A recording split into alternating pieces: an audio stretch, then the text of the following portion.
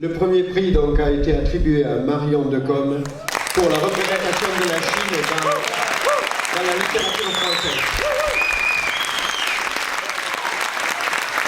Je suis très heureuse et très émue, je m'y attendais pas du tout. Un sujet de littérature comme ça qui paraît anodin, je suis heureuse qu'il ait pu être récompensé et d'avoir réussi à faire passer un message à travers ces 180 secondes. Il n'y a pas vraiment eu de compétition, il y a plus eu des interactions et puis la connaissance d'autres sujets. Ma thèse en 180 secondes, c'est un concours de communication scientifique dédié aux jeunes chercheurs qui est arrivé au départ à l'université de Queensland en Australie et puis qui est ensuite allé du côté de Québec et qui est arrivé en France en avril 2013, d'abord à l'université de Lorraine et puis qui a essaimé ensuite. Montpellier s'est inscrit à ce beau concours parce que c'est une initiative intéressante qui va permettre de promouvoir au plan national un diplôme que peu de Français connaissent bien qui s'appelle le doctorat. En quoi ça consiste exactement ? C'est un exercice simple à comprendre et qui pour la première fois permet à des jeunes chercheurs d'entrer en contact avec un public pour l'instant qu'ils ne captaient pas, qu'ils n'arrivaient pas à toucher.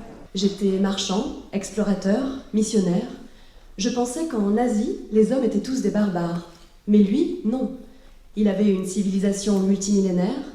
Il avait inventé la poudre, la boussole, le papier. Parler en 3 minutes d'un travail qu'on va passer pratiquement 3 ans à faire, c'est extrêmement difficile. Vous feriez quoi à ma place ? Il faut être simple, il faut être clair, il faut être en même temps assez précis et ne pas être à côté de son sujet. Ça demande de l'humour. Pas de panique, c'était juste un tremblement de terre. Et ça demande de l'assurance. En gros, c'est comme dans la vie, pour que le courant passe, il faut un peu d'excitation. Donc toutes ces qualités requises sont assez délicates à trouver et c'est d'ailleurs pour ça que les jeunes chercheurs sont très souvent formés par les universités qui sont organisatrices de ces concours.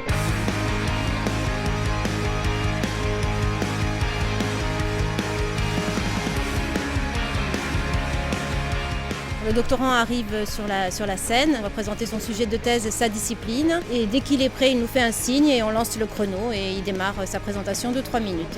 S'il dépasse le temps imparti, il sera d'office éliminé. J'avoue que je me souviens pas trop de ce que j'ai dit parce qu'il y a beaucoup de stress, beaucoup de pression quand même. C'était pas facile, c'est un exercice qui est intéressant et qui est très différent de ce qu'on fait habituellement dans le travail de recherche. On a beau avoir des petites astuces pour la respiration, pour la position. Le truc le plus efficace, c'est d'avoir préparé. Ce qui m'a plu, c'est le fait que tous ces thèmes ont été vulgarisés et compréhensibles, et donc c'est passionnant, et c'est ça ce qui m'a plu. Sur quoi sont-ils notés ? Eh bien, sur 3 choses. Il y a un cahier des charges qui nous était demandé. Est-ce que la vulgarisation était là ? Est-ce que l'art de communiquer était là ? Est-ce que l'humour était là ? Tout était là. Le jury donc, a estimé que la qualité de ce que nous avons donc entendu était remarquable. Ça leur servira dans la vie professionnelle, dans la vie de tous les jours. Ils sauront communiquer, ils sauront avoir de l'humour, ils seront à l'aise devant des caméras. Et je pense que franchement, c'est formidable. C'était une expérience fabuleuse et du coup, on s'est échangé des idées, on s'est coaché. Il y avait à la fois les coachs, plus vraiment les interactions entre nous, c'était assez génial. À travers cette aventure humaine, on a pu apprendre des choses.